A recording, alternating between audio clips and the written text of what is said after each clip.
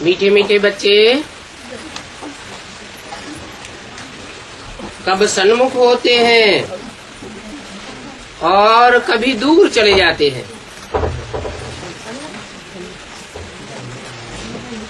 जो सन्मुख होते हैं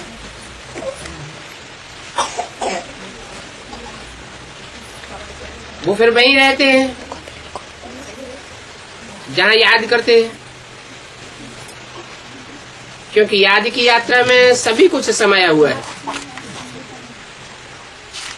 गाया जाता है, सन्मुख रहने से नजर से निहाल होते हैं,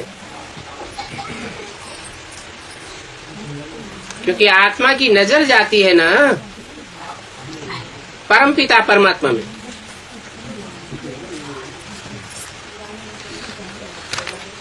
जब परमात्मा बाप में नजर जाती है तो उनको और कुछ भी अच्छा नहीं लगता।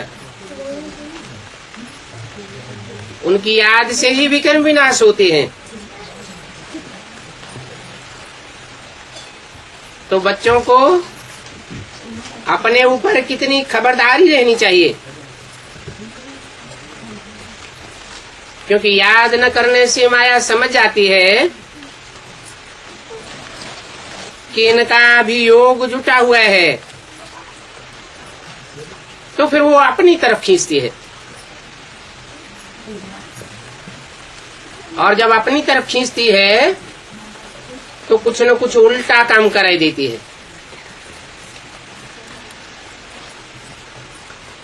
बच्चे जब उल्टा काम कराई कर लेते हैं तो जैसे कि बाप की निंदा कराते हैं।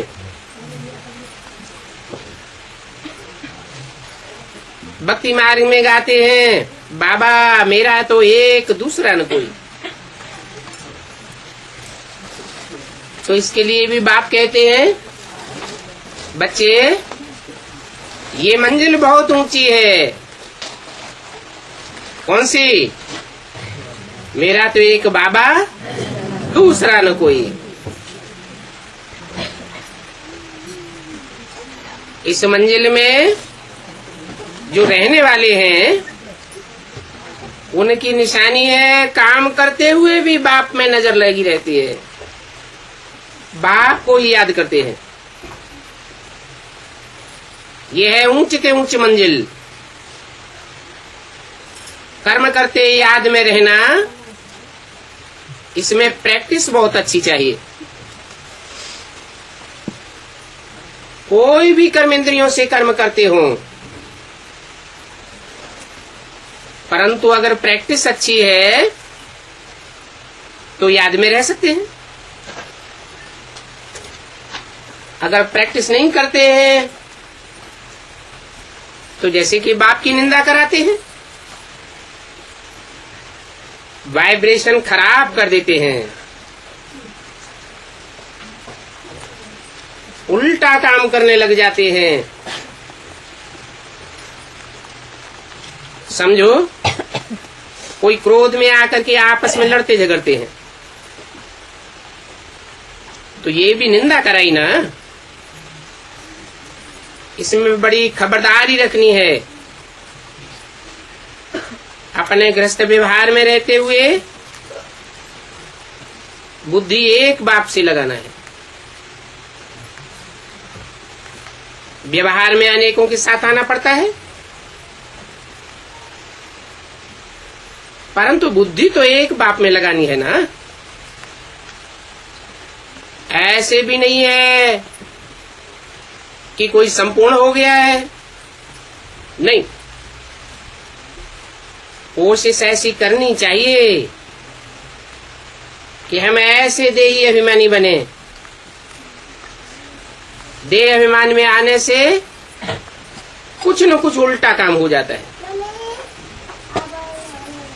गोया बाप की निंदा कराते हैं। अभी बाप कहते हैं कि सदगुरु की निंदा कराने वाले लक्ष्मी नारायण के पास ठौर नहीं पावेंगे।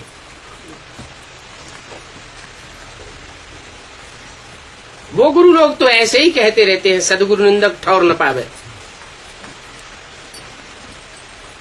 वो तो अपने ही घर गृहस्थ का ठौर छोड़ के भागते हैं, फिर औरों से भीख मांग करके ठौर बनाते हैं, मठपंथ बनाते हैं। उनके पास तो कोई ठौर नहीं है। ये बाप आकर के तो नई दुनिया का ठौर देते हैं। उसके लिए अभी से पुरुषार्थ करते रहो।